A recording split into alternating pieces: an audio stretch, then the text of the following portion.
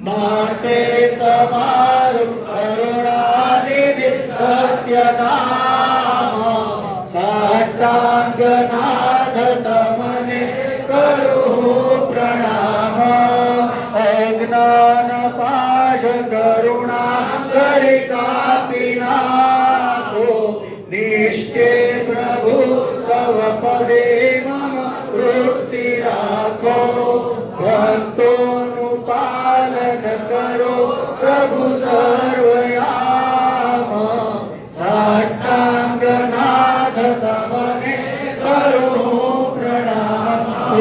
स्वामीनारायण दादा कृपाभ्यां नमः गणेश गणेशाभ्यां नमः नमः गणेशाभ्यां नमः प्रार्थना पूर्व नमस्कार नमस्कार हस्ते जलान्यादाय देवता प्रियदान बोलो स्वामीनारायण भगवान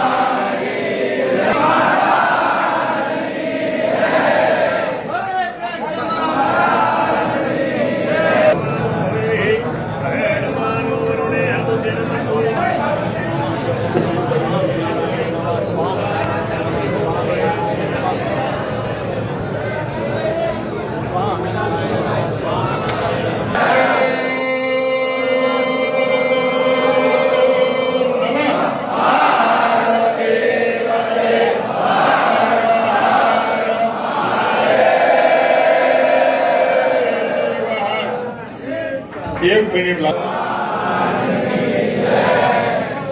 भवसंभव वीति वेदनम सुख संपद करुणानिकेतनम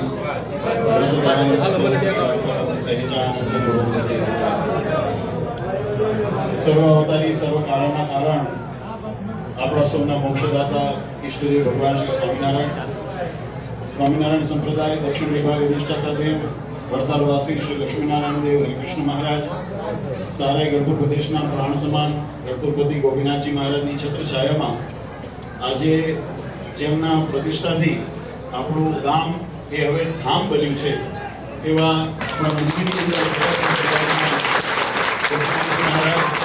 હરિકૃષ્ણ મહારાજના હનુમાનજી મહારાજ ગણપતિ દાદાના દિવ્ય સાનિધ્યમાં આજની આ શુભ વેળાએ સભામાં ઉપસ્થિત વાલા સર્વે અમારા સંતો પાર્ષદો સર્વે ભૂદેવો ઉપસ્થિત સર્વ ધર્મપ્રેમી સજ્જનો મોક્ષભાગી જીવાત્માઓ દરેક ભક્તજનોને અમારા હૃદયપૂર્વક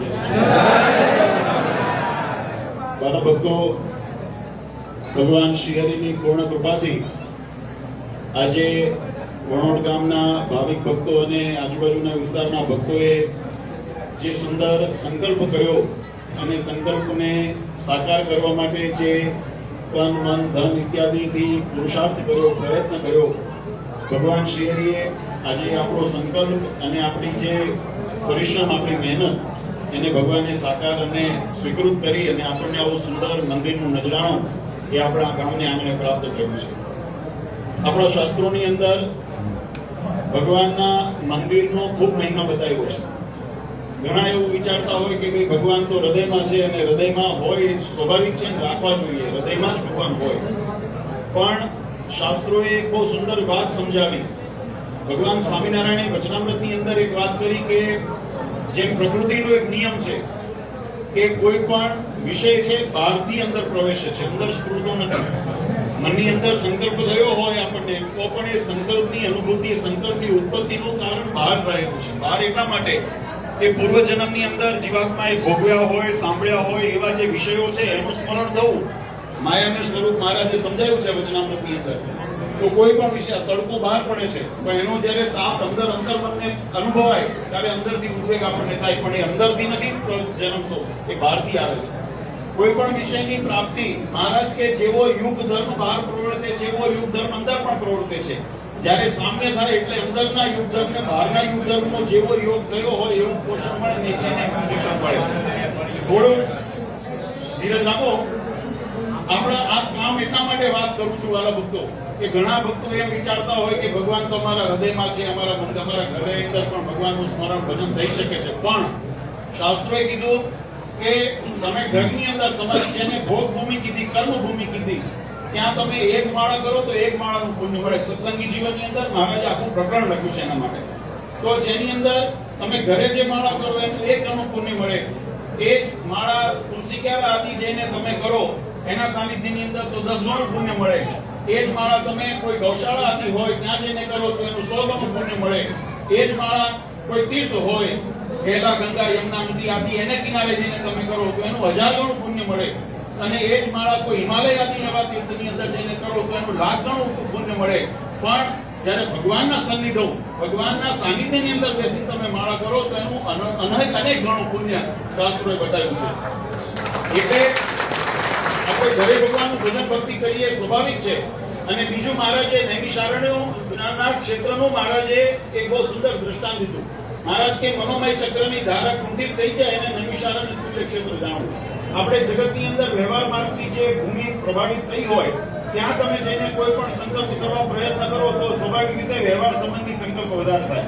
પણ આવા ભગવત મંદિરની અંદર, ભગવાનના સાનિધ્યની અંદર આવીને આપણે જે પણ સંકલ્પ કરીએ અથવા તો ભગવાનની ભક્તિ કરીએ, એક તો એનું અનેક ગણો પુણ્ય ફળ પ્રાપ્ત થાય છે અને સાથે સાથે આપણા મનના તમામ વિકારો, આપણી અંદર રહેલી કુટેવો, આપણા સ્વભાવો, એનાથી આપણને મુક્તિ મળે છે અને ભગવાનને જેવું ગમે છે એવું પાત્ર થવાને આપણને એની અંદર યોગદાન મળે છે. એટલે આજે આપણા વણોટ ગામના ભક્તોએ ખૂબ સુંદર દાખલો કરીને આવું ભગવાનનું નયનરમ્ય મંદિર બનાવ્યું છે. આજે અક્ષરધામાધિપતિ પૂર્ણ પુરુષોત્તમ ભગવાન સ્વામિનારાયણ ગોપીનાથજી મહારાજ, હરિકૃષ્ણ મહારાજના સ્વરૂપની અંદર આપણા મંદિરમાં બિરાજી ચૂક્યા છે. ભગવાનનું હવે આ મૂર્તિ સ્વરૂપ નથી, આ પ્રગટ સ્વરૂપ છે. આ વાત ભગવાન સ્વામિનારાયણ જો પરોક્ષનો ભાવ રાખીને, આમાં માત્ર મૂર્તિ છે એવો ભાવ રાખીને આપણે કદાચ દર્શન કરીએ તો આપણને એવી અનુભૂતિ થાય. પણ આની અંદર ભગવાન પ્રત્યક્ષ વિરાજ્યા છે એવો ભાવ રાખીને જ્યારે ભગવાનની આજ્ઞા પ્રમાણે પ્રતિષ્ઠા વિધિ પરમ પૂજ્ય આચાર્ય મહારાજની આજ્ઞા અને આશીર્વાદથી જ્યારે સંપન્ન થયો હોય ત્યારે શિક્ષાપત્રીની અંદર ભગવાને જે કીધું કે મહારાજશ્રી આપેલું મૂર્તિ હોય, એમની પૂજા કરેલી મૂર્તિ હોય અથવા એમની પ્રતિષ્ઠા કરેલી મૂર્તિ હોય એ સેવા યોગ્ય છે, ધ્યાન કરવા યોગ્ય છે. એમ આજે આપણને આ સેવ્ય રૂપ પ્રાપ્ત થયું છે.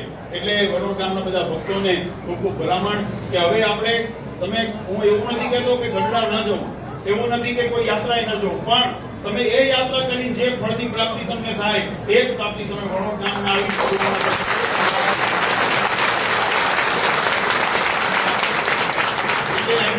સ્થાનિક હરિભક્તો જે અહીંયા આગળ ગામમાં રહે છે એમને તો ખાસ ભલામણ છે, ગઈકાલે પણ કરી હતી ને આજે પુનઃ કરીએ છીએ કે મંદિરે આવવાનું વ્યસન રાખજો. જગતના વ્યસન છે ને શરીરને બગાડે, ઇજ્જતને બગાડે, આપણી આબરૂને ખોવે અને નુકસાન, આર્થિક નુકસાન થાય. પણ ભગવાન સંબંધી જે વ્યસન છે ને તે આપણને હંમેશા સુખ, સમૃદ્ધિ અને આનંદની અનુભૂતિ કરાવે. એટલે ખૂબ બધા ભગવાનનું ભજન કરજો, અહીંયા મંદિરે આવજો. અમે ગઈકાલે કીધું હતું મંદિરને ખૂબ સુંદર શણગાર્યું છે, પણ મંદિરની વાસ્તવિક શણગાર કે અહીંયા આગળ ઉત્સવ સમયે કથા વાર્તા ભજન ભક્તિ થાય એ જ એનો શણગાર છે. એટલે આપણે બધાએ પોતાના આંતરિક જે કદાચ કોઈના વિચાર ભેદ હોય, કોઈના વિચારમાં કોઈ પરિવર્તન હોય તો એ બધાનો ત્યાગ કરીને આપણે બધા એક પરિવાર છીએ એવો ભાવ રાખીને મંદિરની અંદર સહિયારો પ્રયાસ કરીને જેવી રીતે તમે બધાએ ઉત્સવ કર્યો એવી જ રીતે સત્સંગને આગળ વધારવા બધા દાખલો કરજો. ગોપીનાથજી મહારાજ, હરિકૃષ્ણ મહારાજના ચરણારીમાં પ્રાર્થના કરીએ કે અમારા તમામ વડોદના ભક્તો ઉપર અનામી નામી જે પણ હોય, નાની મોટી સેવા કરી હોય, ન કરી હોય, દર્શન કર્યા હોય, ગુણભાવ લીધો હોય, તમામ ઉપર ભગવાન પોતાની કૃપા દ્રષ્ટિ વરસાવે એવી ભગવાન શ્રી હરિના ચરણારીમાં પ્રાર્થના કરી. પરમ પૂજ્ય ગઈકાલે સ્મિતભાઈએ કીધું હતું કે ઠાકોરજી પછી એકલવાયુ લાગશે ને તો પાછા મારે ત્યાં આવી જશે. એટલે એકલવાયુ ના લાગે એની સંભાળ લેજો, અમારા દાદાને હાચવજો એવી તમને બધાને ભલામણ કરી અને ભગવાન હરિકૃષ્ણ મહારાજ, ગોપીનાથજી મહારાજ સર્વ મંગળ વિસ્તારે પ્રાર્થના સાથે પરમ પૂજ્ય આચાર્ય મહારાજ શ્રી, પરમ પૂજ્ય માતુશ્રી અને સમસ્ત ધર્મપુર પરિવાર વતી આપ સૌને અંતરના આશીર્વાદ આપી મારી વાણીને વિરામ આપો. બોલો ગોપીનાથ.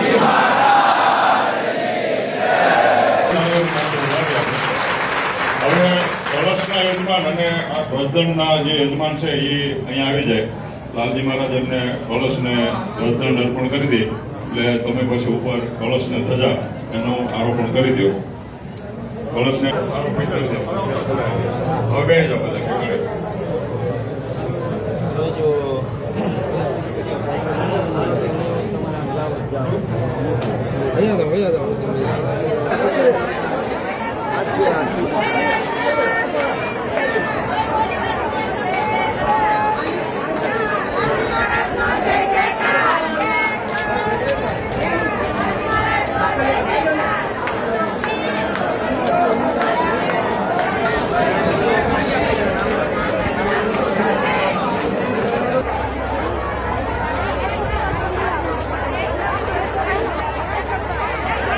ગાડી લઈને જવી પડે અહીંયાથી.